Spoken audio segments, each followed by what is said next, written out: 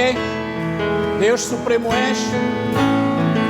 Vamos cantar com alegria ao Senhor nosso Deus esta manhã. Deus Supremo és,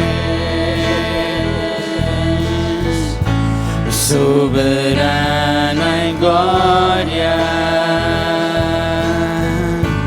és incomparável, maravilhoso em tua formosura,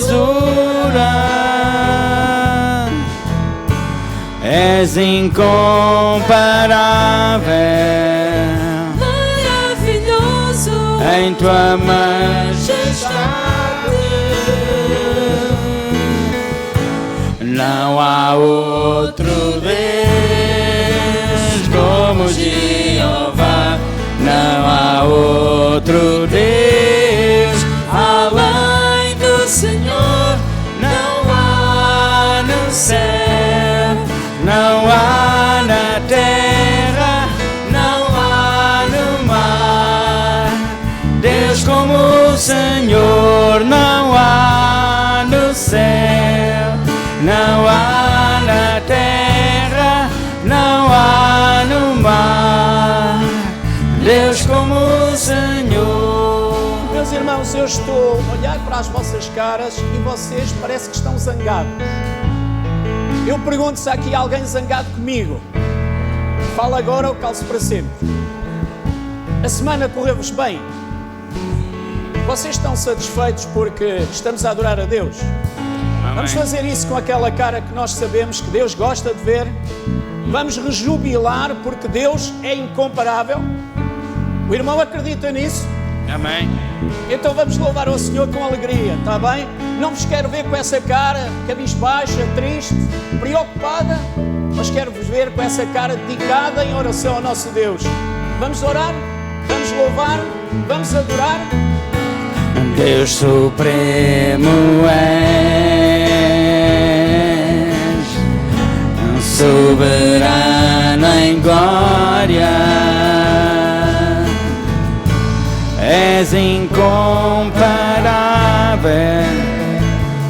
maravilhoso em tua formosura, és incomparável, maravilhoso em tua majestade. Não há outro Deus como Jeová, não há outro Deus além do Senhor, não há no céu, não há na terra, não há no mar. Deus como o Senhor, não há no céu, não há na terra, não há no mar. Deus como o Senhor. Acho que a nossa voz agora chegou ao céu.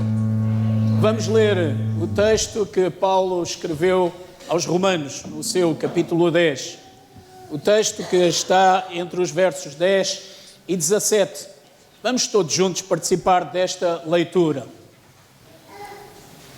Visto que com o coração se crê para a justiça e com a boca se faz confissão para a salvação. Porque a Escritura diz: todo aquele que nele crer não será confundido. Porquanto não há diferença entre judeu e grego, porque um mesmo é Senhor de todos, rico para com todos os que o invocam. Porque todo aquele que invocar o nome do Senhor será salvo. Como, pois, invocarão aquele em quem não creram? E como crerão naquele de quem não ouviram? E como ouvirão se não há quem pregue? E como pregarão se não forem enviados? Como está escrito: quão formosos os pés dos que anunciam a paz, dos que anunciam coisas boas. mas nem todos obedecem ao Evangelho. Pois Isaías diz: Senhor, quem creu na nossa pregação? De sorte que a fé é pelo ouvir, e o ouvir pela palavra de Deus. E quando nós ouvimos a palavra de Deus, de quem é que ela nos fala? De Jesus. De Jesus que deve brilhar em nós. De Jesus que nós queremos que cada dia brilhe mais no nosso íntimo. Brilhe mais em cada um dos seus filhinhos. Brilhe na sua igreja. Vamos cantar Brilha, Jesus.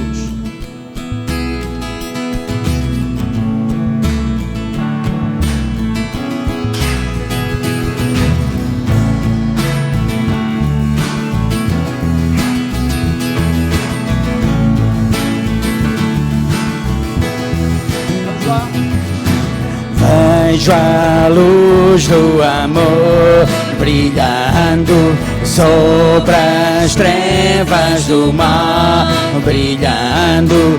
É Jesus a luz que ilumina o mundo da verdade, a luz que liberta. Brilha em mim, brilha. Brilha, Jesus, enche a terra da tua glória com teu ardor, vai nos inflamar. Qual rio faz as nações transbordar de graça com teu poder, ordenar que haja luz. Venha a tua presença, venha a tua presença, ó Senhor. Deixa as trevas buscando o teu fogo, por teu sangue que eu possa também brilhar. Sonda-me, a minha alma vem transbordar. Brilha em mim, brilha em mim, brilha, Jesus, enche a terra com a tua glória, com teu ardor, vai nos inflamar. Qual rio faz as nações transbordar de graça com teu poder, ordenar que haja luz.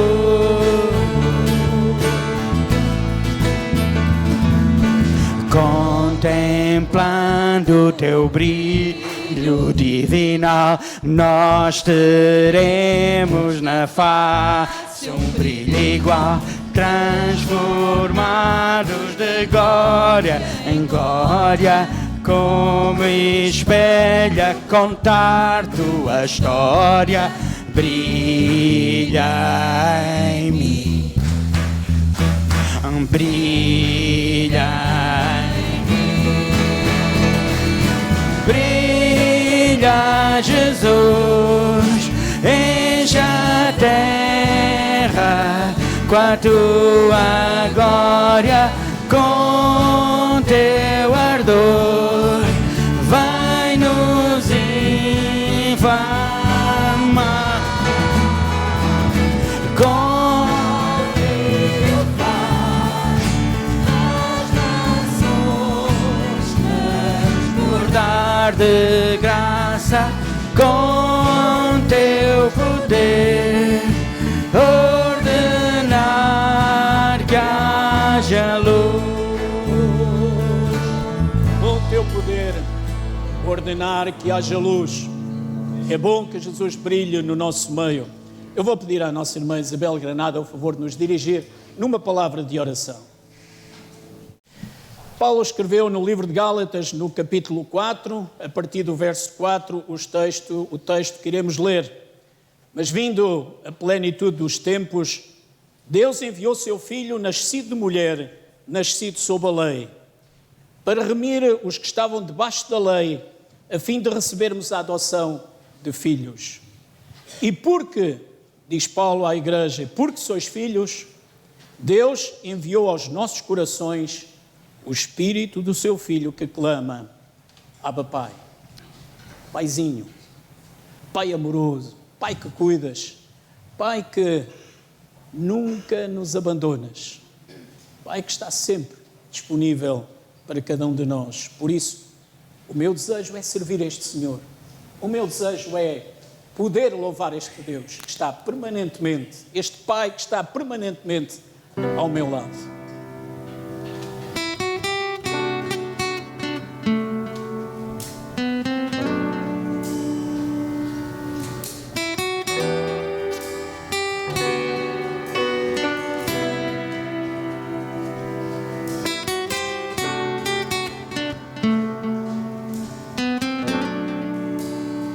Senhor, o meu desejo é te honrar. Senhor, meu desejo é te honrar e de coração te adorar, te adorar com tudo que há em mim. Te dou louvor,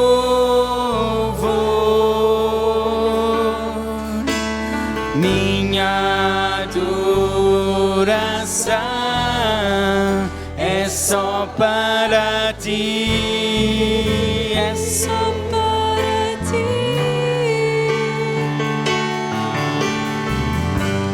te dou meu coração e todo o meu ser. Para ti quero viver, todo o meu respirar e por onde eu andar, faz tua vontade em mim. Nós queremos que Deus faça a sua vontade em nós. Deixemos que Ele tome conta do nosso ser. Muito obrigado, Senhor, porque Tu nos permites, como a igreja Tua, estar reunidos para Te prestar culto de louvor e adoração ao Teu nome. Muito obrigado pela Tua palavra, porque ela chegou até nós e nós podemos ouvir a Tua voz. Podemos ouvir falares ao nosso coração. Fica connosco neste momento, nós oramos em nome do Senhor Jesus. Amém. Amém. Os irmãos podem sentar. Pedir aos nossos irmãos diáconos o favor de fazerem o levantamento dos dízimos e das ofertas para que a obra do Senhor possa continuar, a palavra do Senhor possa continuar a ser espalhada. Aqueles que nos visitam hoje não se sintam constrangidos a fazer parte da oferta. Ela destina-se fundamentalmente aos membros da igreja. Se o quiserem fazer, façam-no com alegria para o Senhor. Senhor, meu Deus, o meu desejo és tu. Senhor, meu Deus, o meu desejo és tu. Mais caro que a prata, melhor do que o ouro, Nada neste mundo é igual a ti. Que pode o mundo dar? Quanto meu desejo és tu. Convido os meus irmãos a abrirem as vossas Bíblias na primeira carta que Paulo escreveu a Timóteo, capítulo 3, para lermos e meditarmos nos versos 14 a 16. Primeira carta de Paulo a Timóteo, capítulo 3, verso 14 a 16. Meus irmãos, nós temos vindo a estudar esta carta e os irmãos que nos têm acompanhado sabem que no capítulo 3, Paulo teve o cuidado de ensinar a Timóteo e à igreja aquilo que deve ser ou como se deve comportar o pastor, o responsável, o líder espiritual. E vimos que foram vários os desafios que Paulo colocou para que Timóteo aprendesse e ensinasse. Do mesmo modo também, na continuação ainda deste capítulo, nós vemos que Paulo explica a Timóteo como deve ser o comportamento também dos diáconos, daqueles que também servem na igreja. E vimos também os requisitos que ele aponta para que aqueles que fazem parte do corpo diaconal de uma igreja devem levar em conta o seu caráter, o seu comportamento ético. E é curioso, meus irmãos, como Paulo agora faz como que uma resenha daquilo que é a responsabilidade de estarmos na Igreja de Cristo.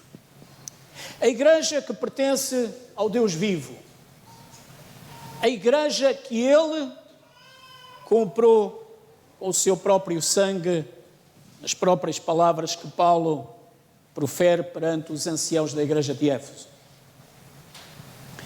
E reparem como ele vai concluir o capítulo 3. Escrevo-vos, diz no verso 14, estas coisas, esperando ir ver-te depressa, mas se tardares, para que saibas como convém andar na casa de Deus, que é a Igreja do Deus vivo, a coluna e firmeza da verdade. Meus irmãos, se quiséssemos explorar a fundo o verso 15, já tínhamos verso suficiente para uma pregação muito longa. Porque Paulo caracteriza efetivamente a igreja. A igreja.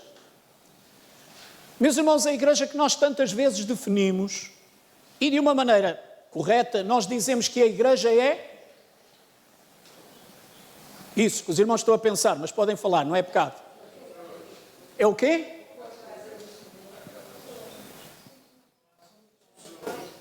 A igreja é quem? A igreja são aqueles que são salvos por Jesus Cristo. A igreja são aqueles que são salvos por Jesus Cristo. Há dúvidas? Sim ou não? Estou-vos a ver muito hesitante. Deve ser por causa da tua presença, Virgílio. Então, é nervoso. A igreja é o conjunto daqueles que foram salvos por Jesus Cristo. E a igreja pertence a quem, segundo o texto? Ao Deus vivo. Ao Deus vivo. Temos alguma dúvida sobre isso? Meus irmãos, Paulo tem a necessidade de reafirmar aquilo que toda a gente já sabia. Mas ele escreve exatamente para que fique claro. Mas se tardar para que saibas como convém andar na casa de Deus, que é a igreja do Deus vivo, o Deus que é atuante, o Deus que não está lá longe, o Deus que não criou todas as coisas, abandonou a sua criação e foi-se embora, porque Ele é um Deus santo, é um Deus que não pode ter contacto com aquele que é defeituoso, com aquilo que é o pecado. Não. É o Deus que está próximo. É o Deus que se revela. É o Deus que criou a sua própria igreja.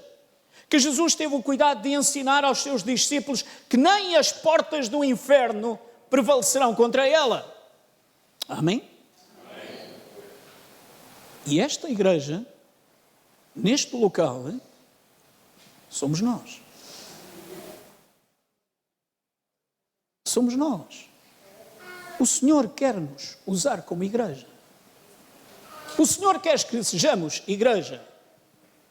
E, meus irmãos, na continuidade do texto, independentemente de sermos pastores, ou de sermos diáconos, ou de não sermos uma coisa nem outra, Ele quer que nós, como igreja, nos saibamos conduzir na nossa vida de forma ética, de forma correta, como Deus deseja que o façamos.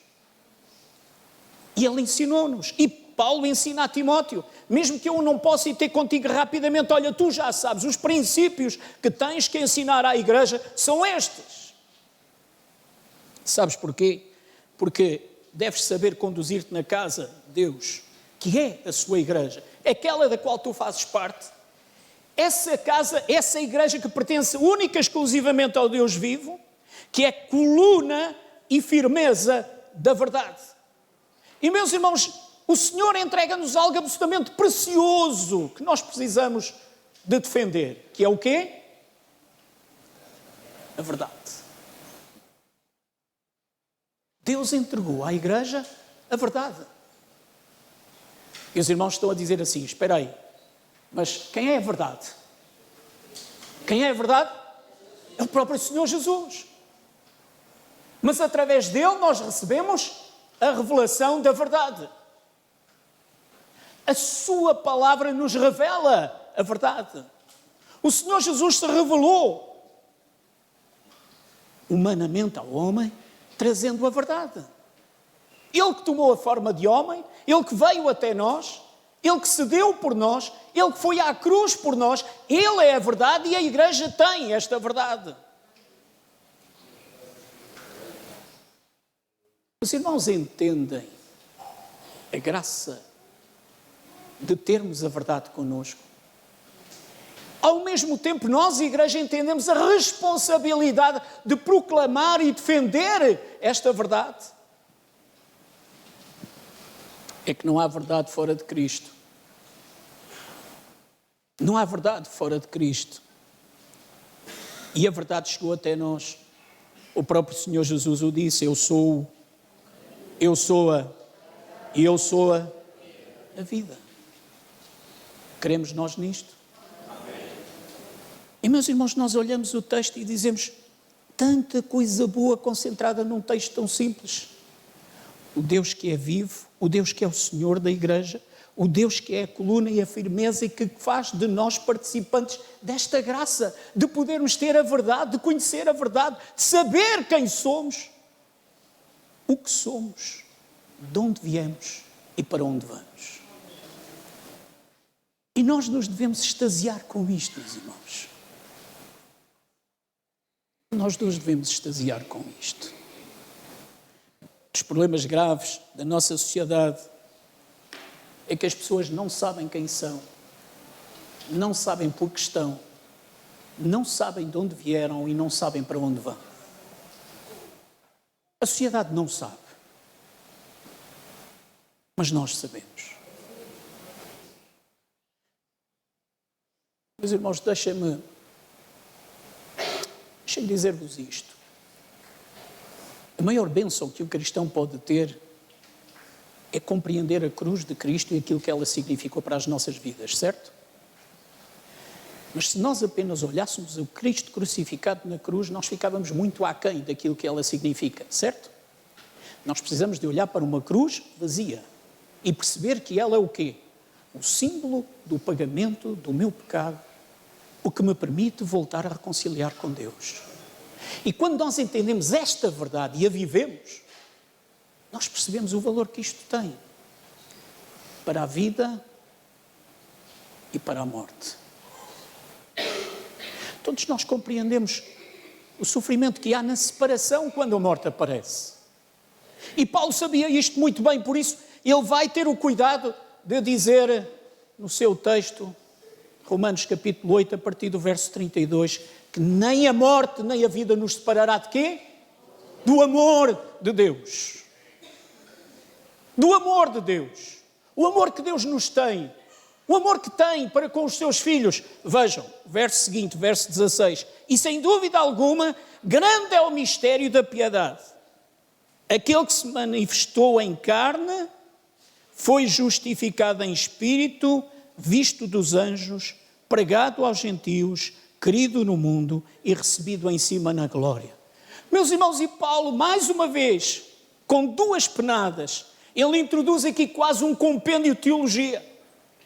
Nós percebemos o que ele está a dizer. Jesus que se revelou em carne, Jesus que sofreu, que pagou o meu preço, Jesus que passou por aquilo que não precisava de passar, porque ele não tinha pecado algum, mas porque me amou de tal maneira, a mim que sou igreja, Jesus cedeu, venceu a morte e agora ele aguarda pelo dia do Pai em que nós devemos estar junto deles. Pode, porventura, o cristão viver sem esperança? Pode, porventura, o cristão perceber que está desamparado? Pode, porventura, o cristão passar pelo tempo e não transmitir e não vivenciar exatamente esta dádiva? Podemos nós ser pessoas desesperadas? Sim, meus irmãos, há momentos na vida que são difíceis. Há momentos na vida em que nós nos abalamos. Há momentos na vida que desequilibram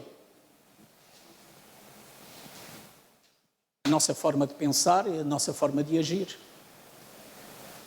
Mas sabem, nós precisamos de continuar a olhar sempre para a frente, sempre para o futuro, sempre para aquilo que Deus já preparou para cada um de nós. Nós precisamos de acreditar que aquilo que a Bíblia diz é verdade. A palavra que chega até nós é verdadeira. Ela que nos dá noção correta da vida. Ela que nos dá esperança. Ela que nos dá razão de viver. Hoje em dia, nós sabemos, a nossa sociedade torna tudo muito fútil, muito light. Uma vez mais, no mundo da moda, é impressionante o que acontece. Mas, irmãos, há pessoas que às vezes quase que não comem só para ir ao cabeleireiro. Sabem porquê? Não podem ter brancas. É preciso pintar. É preciso estar bonita. A sociedade assim o exige. Nós temos que cuidar de nós. Os irmãos pensam que não é verdade? Posso-vos garantir que é. É verdade. A sociedade exige que nós tenhamos determinada postura, determinada aparência.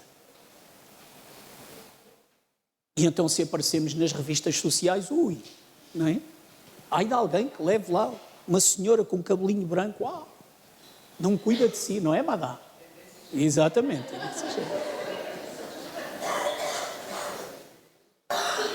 Meus irmãos, como é fútil. A pessoa se preocupa com a maneira como, que vestido é que a princesa de Gales vestiu. E, meus irmãos, inclusivamente neste momento, nós todos os dias quase que sabemos quanto é que custa cada vestido que ela vestiu. Sabiam? Se os irmãos não quiserem, eu dou-vos o site. Vem parar a mim, faz parte. Não é que eu seja muito simpatizante.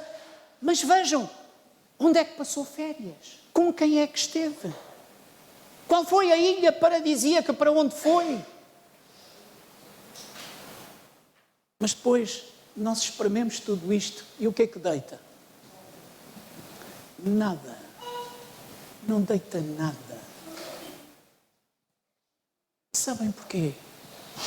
Porque as pessoas não percebem quem são, porque estão e para onde vão. Não percebem.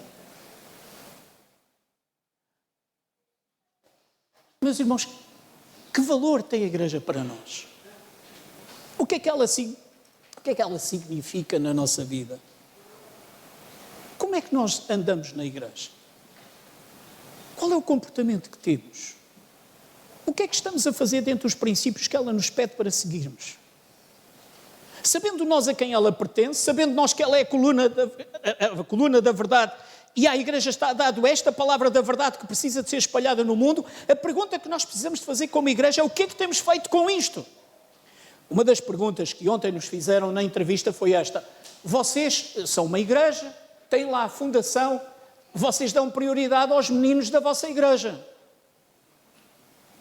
Percebem a pergunta? E nós tivemos o cuidado de dizer: não, não damos.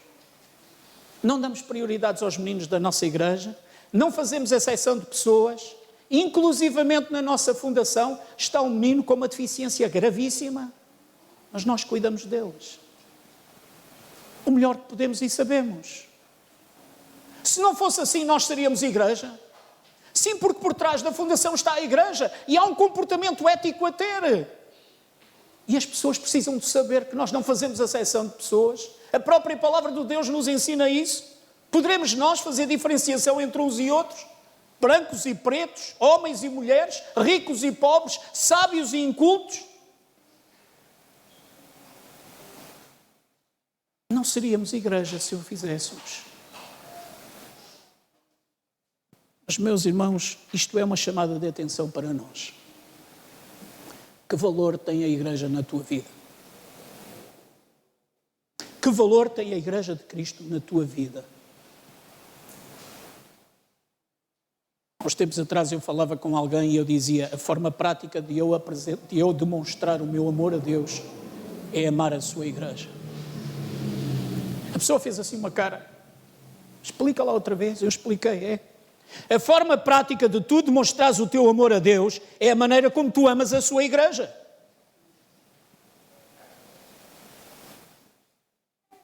Pastor, mas isso é uma grande responsabilidade. Pois é. É exatamente isso. É exatamente isso.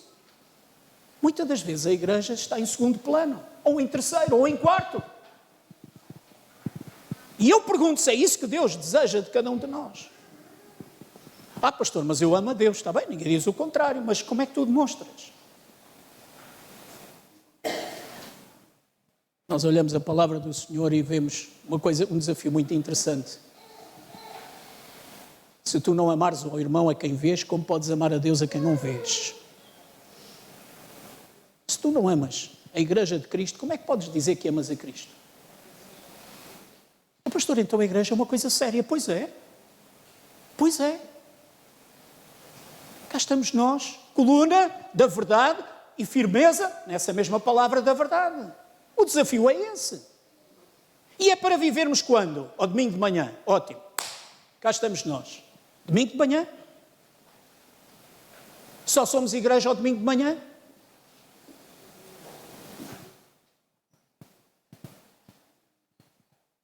Meus irmãos, fazer parte da igreja, ser filho de Deus é uma bênção. Gálatas nos dizia isso há pouco. Mas nós temos responsabilidades. Nós precisamos de entender que tudo isto que aqui está descrito no verso 16 custou muito. Deus tomar a forma de homem, Deus nos purificar, Deus nos dar do seu Espírito, Deus usar o seu próprio Filho para pagar um preço que nós nos era devido. Deus deu tudo isto. Meus irmãos, isto tem um preço incomensurável. Qual de vocês era capaz de dar um filho vosso para que isto fosse feito? Eu olho para o texto e eu confesso, o texto me esmaga. Porque eu olho e vejo, eu tenho que perceber a responsabilidade que tenho como membro da Igreja de Cristo. Meus irmãos, deixem desafiar-vos mais uma vez. Amem a Igreja do Senhor. Valorizem a Igreja de Cristo. Não a troquem por duas razões. Sabem quais são? Isso, por tudo e por nada. São as duas razões, porque muitas das vezes trocam a igreja por tudo e por nada. A igreja de Cristo teve um preço muito alto. O Deus vivo manifesta-se. Deus quer que nós sejamos bênção ao mundo. Da mesma maneira como nós estudamos o Velho Testamento e vemos que Deus queria que Israel fosse bênção para o mundo, no Novo Testamento nós sabemos que Deus quer que a igreja seja bênção para o mundo. E se a igreja se anula, porque nós nos anulamos, o que é que ela vai ser? O Senhor Jesus já nos disse, para que serve o sal se for insípido? Apenas para deitar fora. Meus irmãos, Paulo tinha isto muito bem presente. Paulo queria que Timóteo vivenciasse exatamente isto.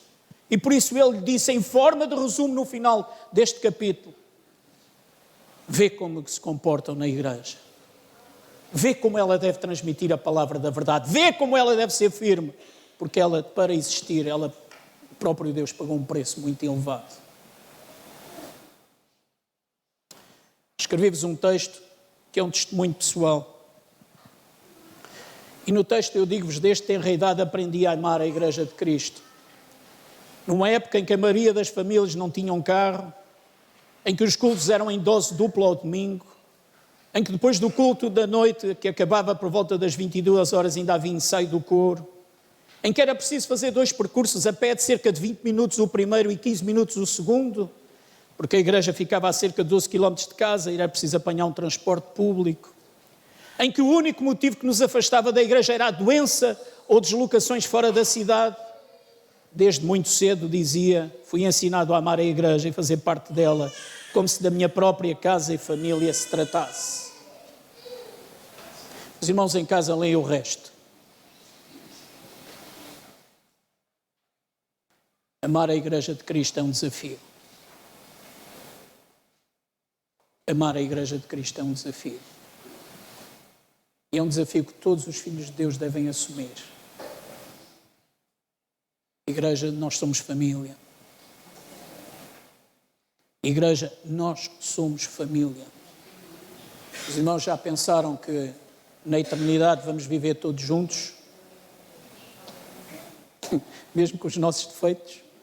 Acho que lá no céu já não vai haver defeitos. Com as nossas virtudes? Lá no céu já não há mais discussões por causa do grupo louvor, quem toca mais rápido, quem toca mais lento, quem lê melhor, quem diz boa poesia, má poesia. Isso vai desaparecer tudo, mas nós vamos viver todos juntos. E sabem por quanto tempo? Pela eternidade. Queremos nós ser igreja? Sejamos como Deus deseja. Sejamos como o Senhor ensina. Olhemos a sua palavra e vejamos aquilo que ela nos diz para sermos igreja do Deus vivo. Eu vou pedir aos nossos irmãos diáconos o favor de virem à frente para termos o nosso momento de ceia, da celebração da ceia do Senhor. Meus irmãos, aqueles que estão conosco, já deram o seu testemunho nas águas do batismo, são convidados a participar da ceia conosco, sabendo que o fazemos confessando Cristo como nosso Senhor e Salvador. E nós o devemos fazer com todo o cuidado, porque aquilo que vamos praticar não é um ato religioso, mas é uma proclamação de fé. Nós proclamamos que cremos em Cristo Jesus, nosso Senhor e Salvador. Aquele que se deu por si na cruz do Calvário, pagando o preço do meu pecado. Aquele que foi até à tumba, mas como muitas das vezes cantamos, a tumba não o pôde reter. E ele ressuscitou e vive eternamente. E nós acreditamos naquilo que a palavra do Senhor nos ensina. Um dia ele voltará. Um dia ele voltará para levar a sua igreja para si e podermos aí viver para todo o sempre.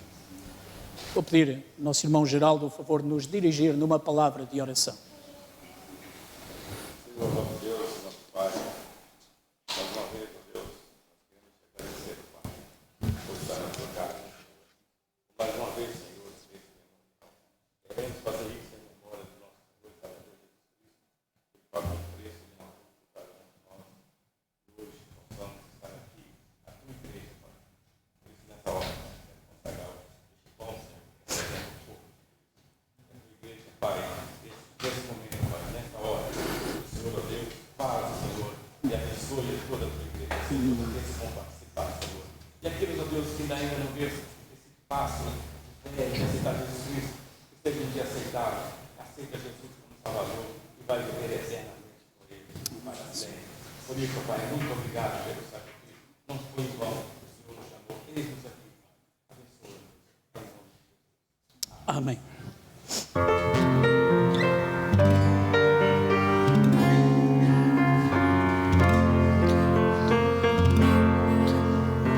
Venham à mesa, convida ao Senhor. Venham lembrar-se de mim. Foi por vocês que morri em amor. Venham lembrar-se de mim. Eis-nos aqui, tua ceia a celebrar, para lembrar-nos de ti. Nossa aliança contigo renovar, tudo fazendo em memória de ti. Este é o meu corpo, comamos do pão. Venham lembrar-se de mim. Ele é o símbolo da salvação. Venham lembrar-se de mim.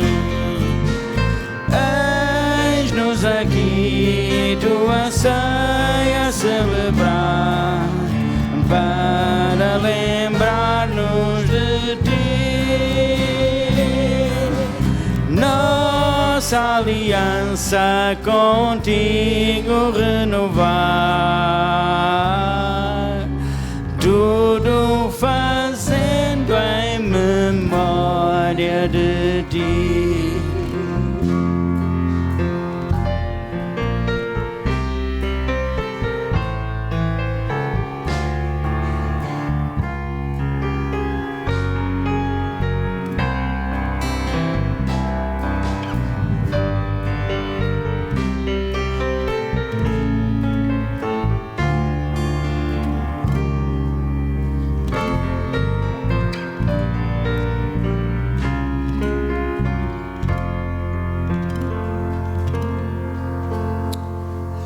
Tardar para que saibais como convém andar na casa de Deus, que é a igreja do Deus vivo, a coluna e firmeza da verdade.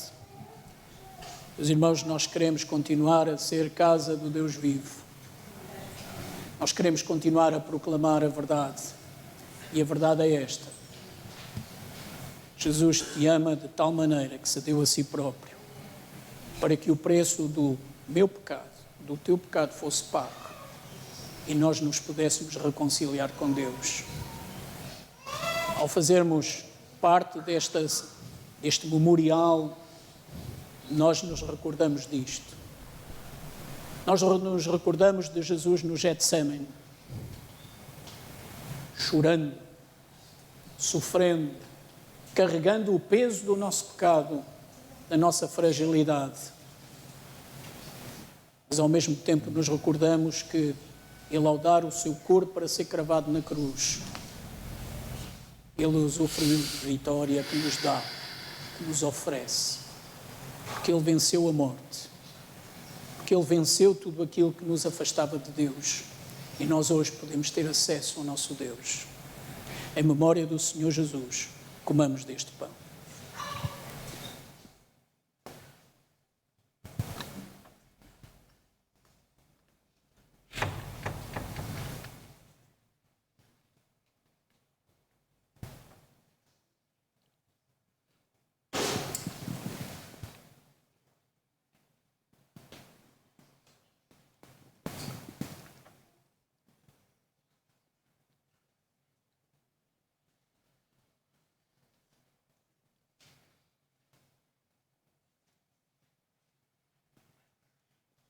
Vamos ainda ter uma palavra de oração com o nosso irmão Helder.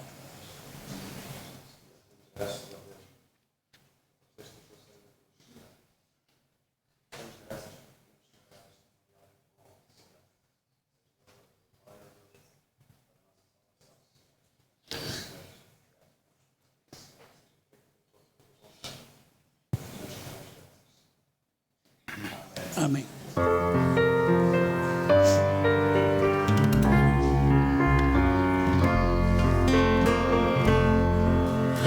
Venham à mesa, convida ao Senhor, venham lembrar-se de mim. Foi por vocês que morri em amor, venham lembrar-se de mim. Eis-nos aqui, tua ceia celebrar, para lembrar-nos de ti. Nossa aliança contigo renovar, tudo fazendo em memória de ti. Venham do cálice o vinho beber, venham lembrar-se de mim. Este é meu sangue, ó, venham viver, venham lembrar-se de mim. Eis-nos aqui, tua ceia celebrar, para lembrar-nos de ti. Nossa aliança contigo renovar, tudo fazendo em memória de ti.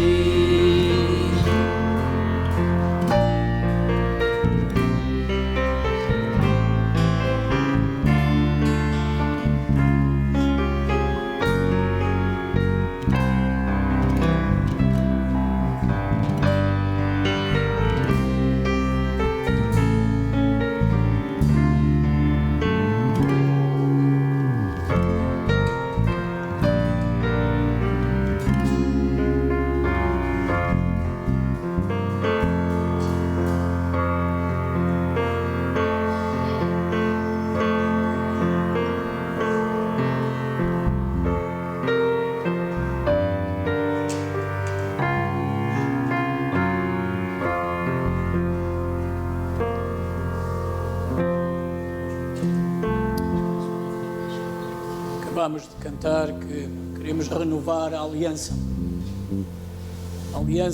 no seu sangue. De facto, meus irmãos, quando nós olhamos para este cálice, é uma coisa tão simples, não é? Um pouco de vinho, um cálice. E o que é que isto quer dizer? Por si só, não tem qualquer valor. Mas se nós percebermos o que isto significa, se nós percebermos aquilo que é o memorial que praticamos, aquilo que nos recorda, oh meus irmãos, que valor é que nós podemos dar a este ato? Se nós percebermos que estamos a dizer ao mundo que nós somos Igreja de Cristo, que nós queremos ser coluna, queremos proclamar a verdade, que valor é que isto tem? Um valor incomensurável. Olhamos o vinho e nos lembramos do sangue que Jesus verteu na cruz em meu lugar, em nosso lugar. Praticamos este ato com o sentimento de gratidão, tendo dentro de nós um sentimento profundo de que para nós era impossível fazer aquilo que Jesus fez. Mas Ele o fez porquê? Porque ama a sua igreja, porque te ama a ti, porque me ama a mim. Em memória do Senhor Jesus, Bebamos deste cálice.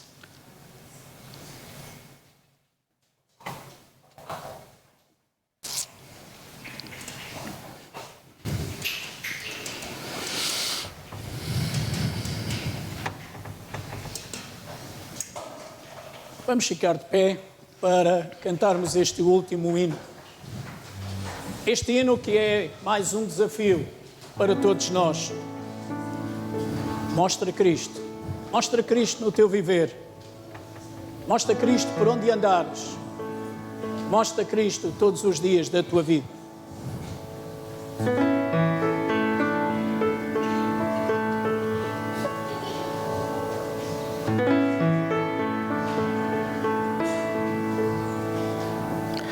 Prepara os nossos corações para receber.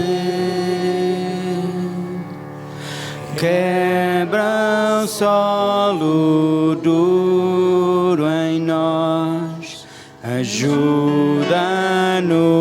a crer. Tua palavra vem plantar, fala florescer. Nós queremos sempre ouvir tua verdade, ó Deus. Mostra Cristo,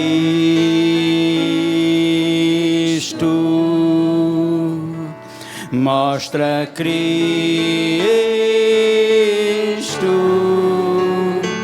Deus, revela-nos tua glória através da tua palavra,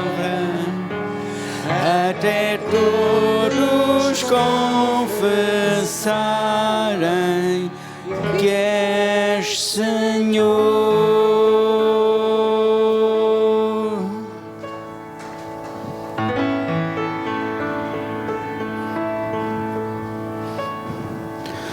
Tua palavra é viva luz na nossa escuridão.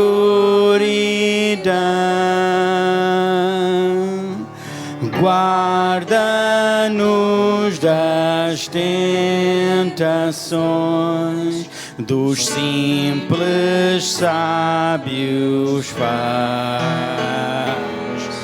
É pão para quem tem fome, liberdade dá, riqueza a alma dá. Oh, vem hoje falar, mostra Cristo,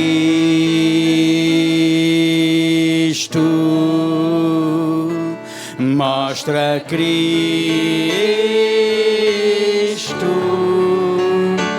Deus, revela-nos tua glória através da tua palavra,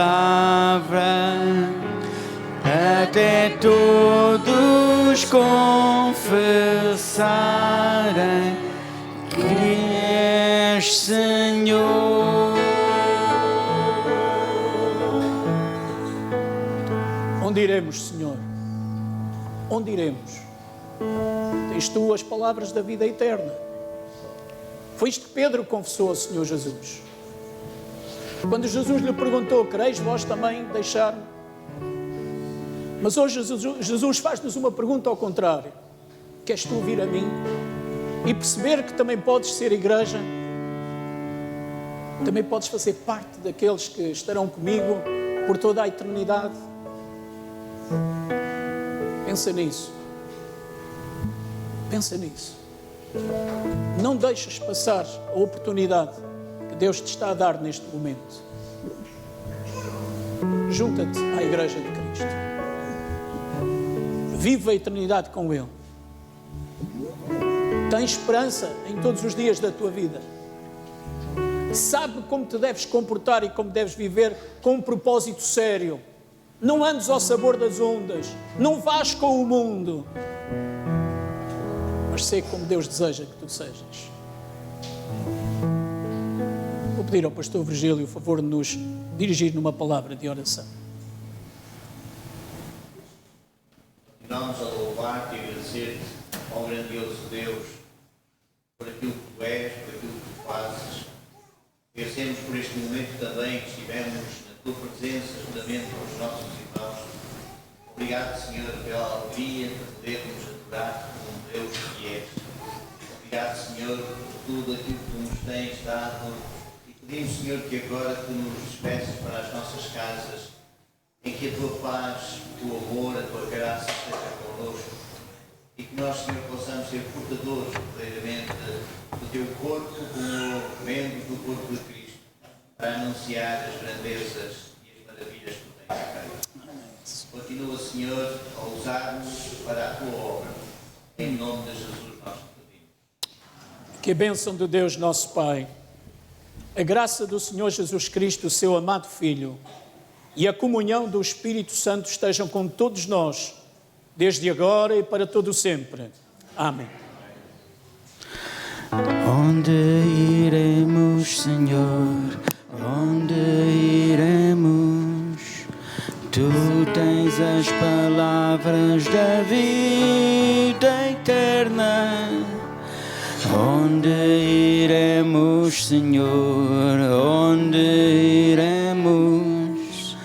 Tu tens as palavras da vida eterna. Onde iremos, Senhor? Onde iremos? Tu tens as palavras da vida eterna. Onde iremos, Senhor? Onde iremos? Tu tens as palavras da vida eterna. Mostra Cristo,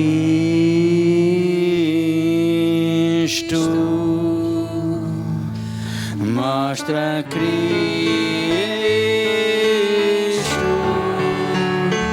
Deus revela-nos tua glória através da tua palavra.